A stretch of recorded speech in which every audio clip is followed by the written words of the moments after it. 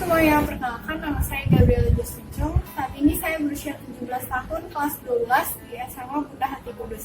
Saya berasal dari lingkungan Santo Andreas, wilayah Santa Maria Magdalena, Paroki Grogol. Pada hari ini saya akan bercerita tentang Yesus Gembala yang Baik yang diambil dari Injil Yohanes bab 10 ayat 1 sampai 21. Sebelum kita mulai ke ceritanya, kita harus tahu dulu nih latar belakang kisah bab 10 yang bisa kita lihat di bab 9. Jadi pada suatu hari Sabat, Yesus bertemu dengan seorang pengemis yang buta sejak lahir. Lalu Yesus menyembuhkan pengemis ini. Tetangga-tetangganya yang melihat pengemis ini dapat melihat, terkejut dan terheran-heran ketika mendengar ceritanya, lalu membawa dia ke hadapan orang-orang Farisi. Di hadapan orang-orang Farisi, pengemis ini kembali menceritakan tentang bagaimana dia bisa melihat dan berkata bahwa orang yang menyembuhkannya adalah Yesus. Timbullah pertentangan di antara orang-orang Farisi ini. Sebagian dari mereka berkata bahwa Yesus adalah seorang berdosa karena tidak memelihara hari Sabat. Orang buta ini kemudian diusir keluar. Sesampainya di luar, dia bertemu dengan Yesus. Kemudian Yesus berkata kepada dia, "Percayakah engkau kepada Anak Manusia?" Lalu pengemis ini berkata, "Aku percaya Tuhan." Kemudian Yesus berkata lagi, "Aku datang ke dunia untuk menghakimi supaya mereka yang tidak dapat melihat, dan supaya mereka yang melihat menjadi buta."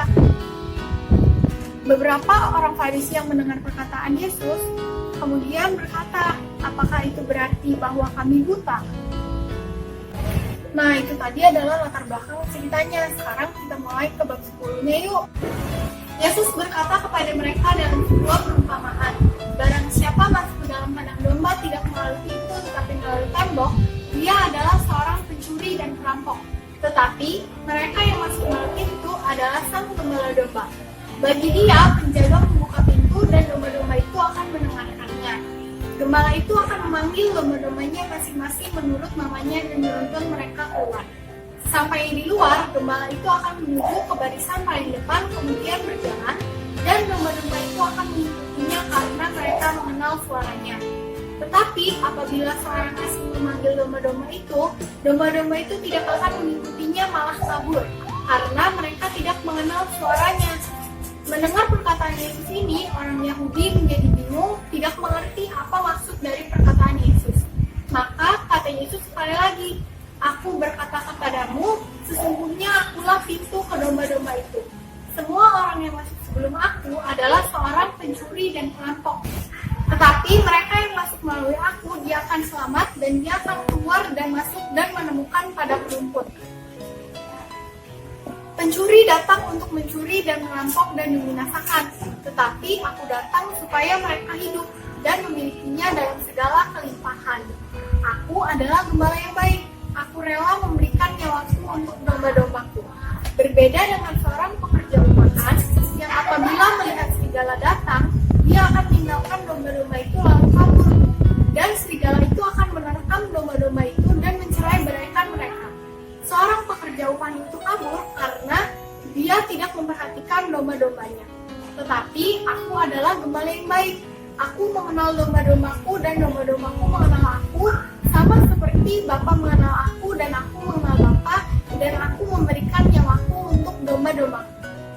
Ada pula domba-domba lain yang tidak berasal dari kandang ini, tetapi aku harus tetap menghukumnya, dan mereka mau mendengarkan aku, sehingga menjadi satu kawanan dengan satu gembala. Bapa mengasihi aku karena aku mau memberikan nyawaku untuk dapat menerimanya kembali. Tidak ada seorang pun yang mengambilnya daripadaku, tetapi akulah yang memberikannya sesuai dengan kehendakku sendiri. Aku berkuasa untuk memberikannya dan berkuasa untuk mengambilnya kembali. Inilah tugas yang kuterima dari Bapakku." Mendengar perkataan Yesus ini, timbullah pertentangan di antara orang-orang Yahudi. Banyak di antara mereka yang berkata, "Dia kerasukan setan dan gila. Mengapa engkau mendengarkan dia?" Lalu yang lain berkata, "Dia tidak kerasukan setan. Bagaimana orang yang kerasukan setan dapat memelihara orang buta?" Melalui kisah ini saya kembali menemukan bahwa Yesus adalah selamat. Mungkin selama ini yang ingin mengarahkan saya ke keselamatannya, tetapi seringkali saya tidak sadar. Jadi melalui kisah ini saya mau belajar untuk lebih peka dan mengandalkan Tuhan dalam setiap